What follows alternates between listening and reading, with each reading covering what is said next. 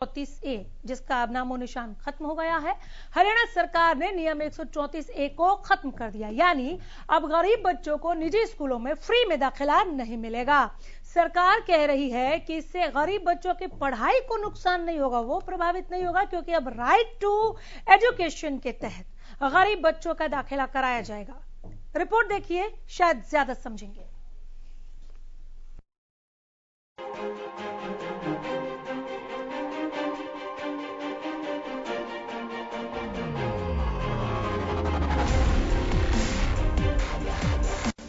हरियाणा में खत्म किया गया नियम 134 से अब प्राइवेट स्कूलों में नहीं होगा फ्री दाखिला। RTE के तहत पढ़ेंगे हरियाणा के गरीब बच्चे। हरियाणा के प्राइवेट स्कूलों में जिस नियम के तहत गरीब बच्चों को एडमिशन दिया जाता था, सरकार ने उस नियम को ही खत्म कर दिया है। यानी गरीब परिवार के बच्चों को निजी स्कूलों में 10% सीटों पर मुफ्त दाखिला नहीं मिलेगा। लेकिन क्या इसका मतलब ये है कि सरकार ने गरीब बच्चों की अनदेखी की है?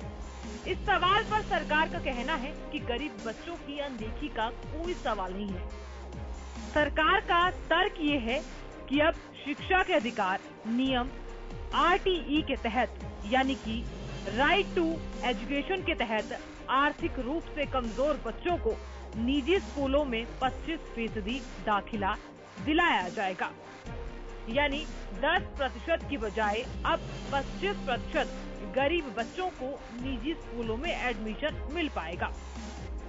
सरकार की प्लानिंग के मुताबिक अब मॉडल सांस्कृतिक स्कूलों में गरीब परिवार के ज्यादा से ज्यादा बच्चों का दाखिला करवाया जाएगा। इसके साथ ही निजी स्कूलों में भी खाली सीटों पर प्रवेश दिलाया जाएगा। 134A के नियम को हटाकर हरियाणा सरकार ने एक बहुत ही रिमार्केबल डिसीजन लिया है। ये एक वाटरशेड मूवमेंट है गरीब बच्चों के लिए, अभिभावकों के लिए, जिनके बच्चे अब बिना बाधा के राइट टू एजुकेशन के तहत स्कूलों के अंदर एडमिशन ले पाएंगे। हम जानते हैं कि इस प्रकार का गतिरोध 134A को लेकर हमने स्कूलों और बच्चों के बीच में और यूं कहें कि अभिभावकों के बीच में देखा है। सरकार ने भरसक प्रयास किया कि उस पर बच्चों को प्रतिकूल असर ना पड़े, लेकिन इसके बावजूद भी जिस प्रकार का गतिरोध चल रहा था और जिस प्रकार की 134A की सीमाएं थी, उन सीमाओं को दूर करता हुआ 2009 का राइट टू एजुकेशन एक्ट, जिसकी नियमावली 2011 में बन गई थी, ये केंद्रीय कानून है जिसके तहत गरीब बच्चों को और अभिभावकों को बहुत ही लाभ होने वाला है। हम जानते हैं कि 134A में केवल 10% गरीब बच्चों के लिए निजी स्कूलों में आरक्षण था, लेकिन वो भी एडमिशन एक टेस्ट के आधार पर मिलता था। जबकि राइट टू एजुकेशन एक्ट जो अब हरियाणा के अंदर लागू हो गया है, वो एक्ट ऐसा है जो 25% तक गरीब बच्चों को एडमिशन देता है। इसके अतिरिक्त किसी प्रकार का कोई टेस्ट लेने की व्यवस्था नहीं है। एक्सपर्ट्स का मानना है कि हरियाणा के गरीब बच्चों को निजी स्कूलों में दाखिला नहीं मिलने पर सरकार ने बीच का रास्ता निकाला है। प्रदेश सरकार ने सरकारी सांस्कृतिक मॉडल स्कूलों में गरीब परिवार के बच्चे मुफ्त पढ़ाने का अहम फैसला लिया है। इस फैसले के मुताबिक जिन परिवारों की सालाना आय 1,80,000 रुपए से कम होगी, उन्हें अपने बच्चे की कोई फीस नहीं देनी होगी। साथ ही साथ जिन परिवारों की आय इससे ज्यादा होगी, उनके बच्चों की फीस लगेगी। यानी ये फीस बाकी प्राइवेट स्कूलों से काफी कम होगी। ये सभी स्कूल CBSE से जुड़े हुए होंगे। इनमें इंग्लिश मीडियम में पढ़ाई करवाई जाएगी। हिंदी मीडियम से पढ़ाई कराने का भी विकल्प रहेगा। सांस्कृतिक मॉडल स्कूलों में हाईटेक एजुकेशन का भी सरकार दावा कर रही है। सरकार के मुताबिक इन स्कूलों को प्रतिनियुक्त पर स्टाफ रखा जाएगा। इन मॉडल स्कूलों में उन्हीं शिक्षकों को शिफ्ट किया जाएगा जो टेस्ट क्लियर करेंगे। शिक्षा मंत्री ने खाली पदों को भरने के लिए भी जल्द प्रक्रिया शुरू करवाने का ऐलान किया है। उधर 134 नियम के खत्म होने से प्राइवेट स्कूल एसोसिएशन ने राहत की सांस ली है। उनका मानना है कि रूल 134 को खत्म किए जाने के बाद अब स्कूल संचालकों और अभिभावकों के बीच चलने वाला गतिरोध भी समाप्त हो जाएंगे। बता दें कि शैक्षणिक सत्र में नियम 134 के तहत दाखिला पाने के लिए गरीब बच्चों को पूरे साल जद्दोजहद करनी पड़ी। 60,000 से ज्यादा बच्चों ने आवेदन किए थे, जिनमें से लगभग 42,000 पात्र पाए गए। इनमें से 25,000 को ही दाखिला मिल पाया, बाकी बच्चे इधर उधर भटकते रहे। निजी स्कूल संचालकों ने इसका दिल खोलकर स्वागत किया है, क्योंकि इसके विरुद्ध आवाज उठाते हुए पंजाब हरियाणा हाई कोर्ट भी गए थे। लेकिन गरीब परिवार के लोग इस फैसले को कैसे लेते हैं? मॉडल सांस्कृतिक स्कूलों की पढ़ाई को लेकर वो क्या सोचते हैं? साथ ही साथ सरकार उन्हें समझाने में किस हद तक कामयाब रहती है, ये देखने वाली बात होगी। Bureau report, Haryana news.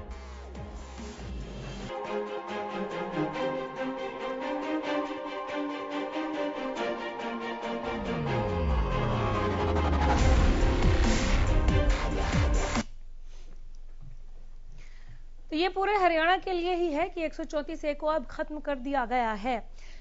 एक एक करके हर जगह से प्रतिक्रियाएं आ रही हैं। बहरहाल फिलहाल गुरुग्राम की ओर रुख कर लेते हैं। गुरुग्राम से हमारे ब्यूरो चीफ नीरज वशिष्ठ जुड़ गए हैं ज्यादा जानकारी लिए हुए। Neeraj, private school association 134A की समाप्ति के बाद बेहद गदगद है और हाथों हाथ इस फैसले को वो ले रहा है, लेकिन अभिभावकों का और गरीब बच्चों का क्या, जो इस नियम के तहत एक उज्जवल भविष्य को देख रहे थे? बिल्कुल, देखिए, ये इकोनॉमिक वीकर सेक्शन के तहत इन बच्चों को एडमिशन दिया जाता था और तमाम जो स्कूल हैं, निजी स्कूल हैं, वहां पे 10% सीट इन बच्चों के लिए रिजर्व रखनी होती थी।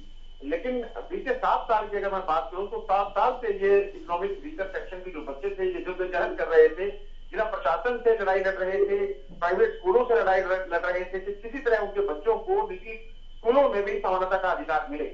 लेकिन अब जिस तरह से मनोहर सरकार ने 134A के नियम को ही खत्म कर दिया है, तो कहीं ना कहीं वो जो गरीब बच्चे हैं जो कि शिक्षा का अधिकार रखते हैं और इसी के तहत शिक्षा के अधिकार के तहत ही ये 134A के नियम को लागू किया गया था तत्कालीन सरकारों के द्वारा।